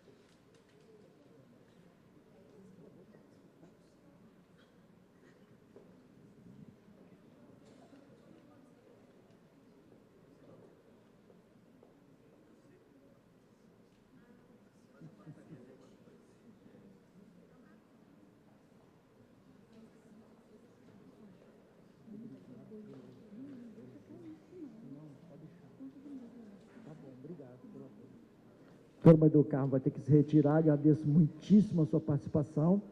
E parece que, Márcia, temos uma outra boa prática aqui acontecendo lá, né? Então, vamos em frente. Obrigado. Bom, vamos partir aqui rapidamente. Nosso tempo está bem curtinho, por conta lá do pessoal do primeiro grau, que tem videoconferência, né? Eu queria passar, então, imediatamente uma pergunta para o doutor Marcelo, que também está com uma agenda corrida lá na corregedoria, que a pergunta é a seguinte: doutor Marcelo, como quebrar a caixa judiciária dentro do próprio TRF1? Bom, na minha opinião, o primeiro ponto é entendermos que não somos um conjunto de ilhas, somos um continente, né? Somos um continente. Então, é fazer aquilo que a desembargadora Maria do Carmo mencionou quando usou da palavra, dizendo que, compartilhando as iniciativas bem-sucedidas no gabinete dela com outros desembargadores, aquilo que a Algeia falou, quando se depararam com um problema, procuraram outros gabinetes para trocarem figurinhas e tentarem conhecer algumas outras iniciativas ou sugestões que pudessem colaborar para que o trabalho no gabinete que elas estavam começando a trabalhar naquele momento pudesse ser otimizado. Afastar essas barreiras que não existem realmente, que nós criamos. Também foi dito, acho que pela Algeia, aquela questão do gabinete, da assessoria e do gabinete, isso a gente vê muito no primeiro grau, com uma certa frequência. O gabinete na mesma vara, o gabinete está lá, às vezes são dois gabinetes, é o gabinete do titular aqui, o do substituto ao lado, a secretaria ao lado, e, na verdade, cada um acha que está sozinho no mundo, que tem que fazer o seu papel e ali está pronto, né? Aquela história que nós conhecemos bem, alguém minuta um despacho, o juiz assina, esquece de colocar alguma coisa no final e aí vai o despacho para a secretaria, no caso da vara, por exemplo, acho que acontece semelhante aqui no tribunal, pode acontecer semelhante no tribunal, chega na secretaria, não, esqueceram de colocar alguma coisa no final, eu vou concluir de novo, aí conclui de novo, aí chega no gabinete, espera aquele prazo, aí na hora que alguém pega o processo para minutar, aí vai tentar descobrir o que faltou para minutar um complemento ao despacho, sendo que, assim, quem recebeu isso na secretaria, por exemplo, acontece o contrário também. Já vendo a necessidade, poderia minutar, né? Levaria ao juiz, falaria para o pessoal do gabinete, olha, veio 100, se for possível, das próximas vezes, prestar um pouco mais de atenção, interagir no dia a dia, não só na gestão, no compartilhamento do conhecimento, que é muito importante, é o tema deste Café com Conhecimento, mas nas atividades rotineiras, né? Compreendermos, mais uma vez, que somos um todo, não somos ilhas isoladas. Então, acho que esse é o ponto. Eu acho que está mais aí na forma como nós vemos e vemos o órgão onde atuamos dentro dessa instituição, que é uma só, e na forma de agir em relação a isso. Ok, muito obrigado. Chegou outra pergunta aqui. Eu vou deixar, as meninas resolvem aí quem vai responder. Qual a metodologia utilizada para a criação da tabela de triagem?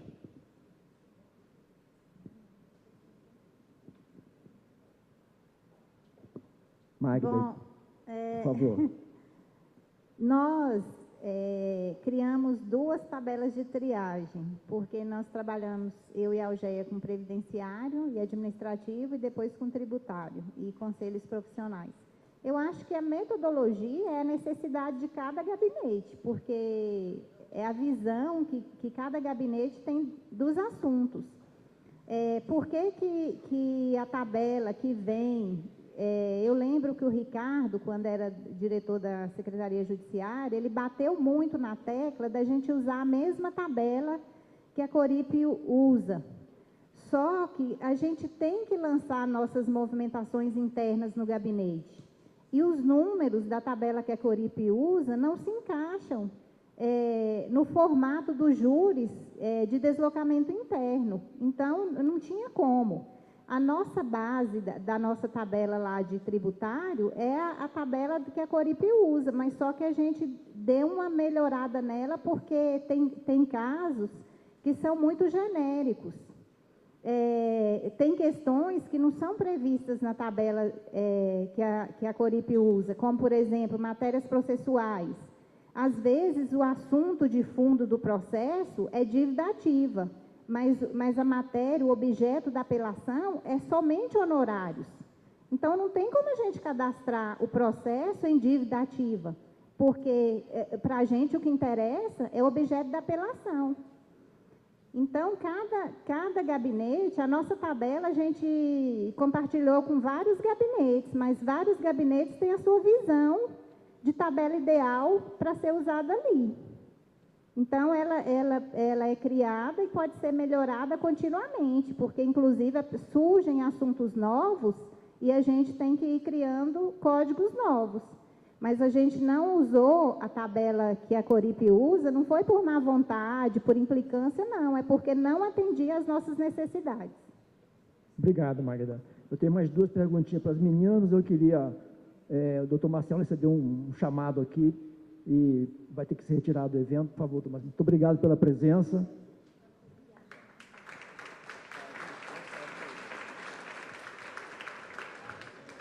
Obrigado.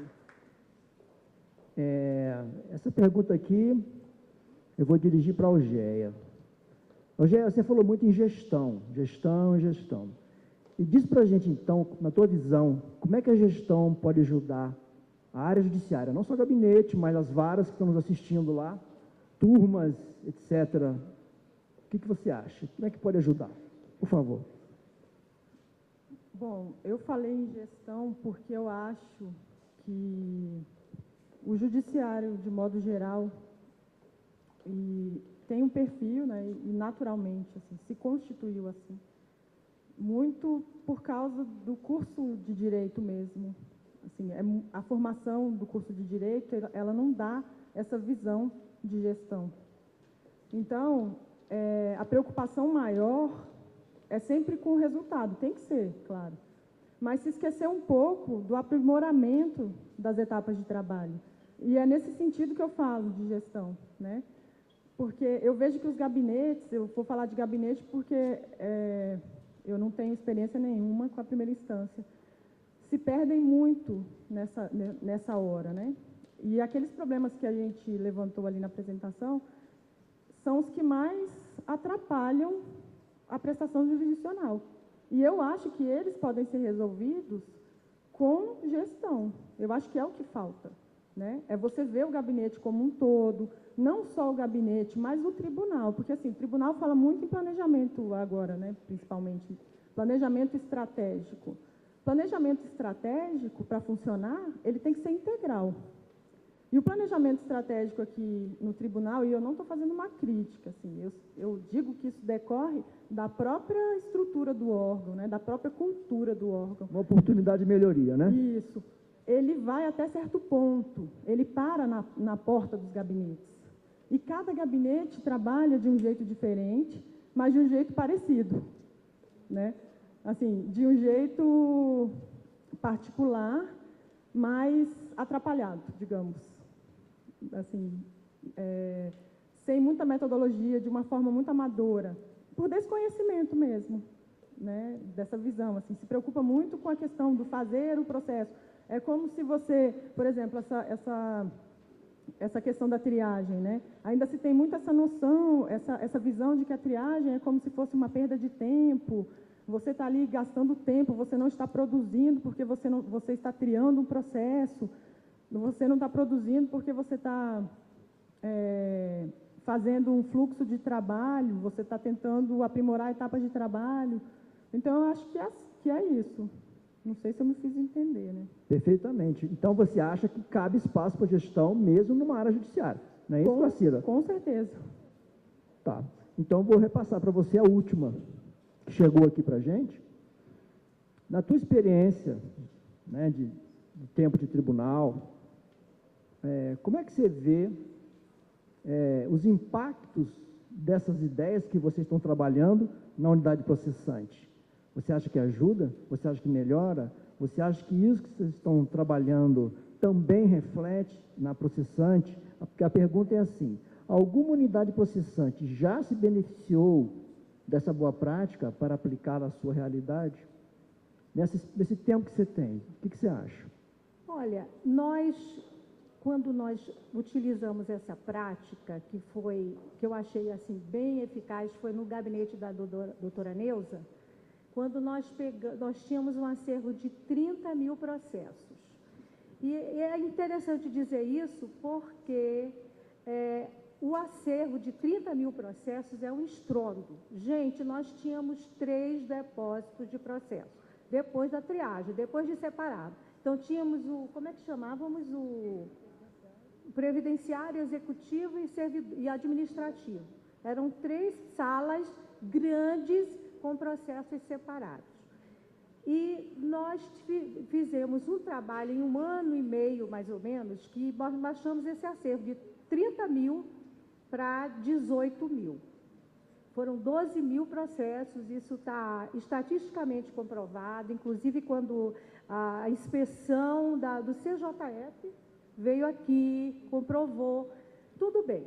Só que aí a unidade processante, que no caso era a 2ª turma, os valorosos servidores da 2ª turma, doutora Kátia, Deusimar e Companhia Limitada.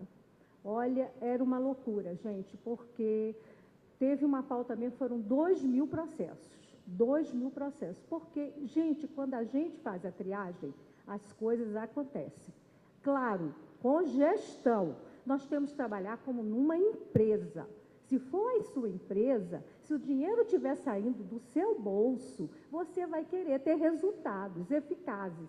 E não vai querer morrer, não. Você vai querer trabalhar bem, ter resultado e bom. Né? Vai ter, eu sempre digo, eu acho que dá para zerar. Todo mundo, você é louca. Zera. Se a gente trabalhar certo, a gente zera. A unidade processante, porque aqui funciona assim.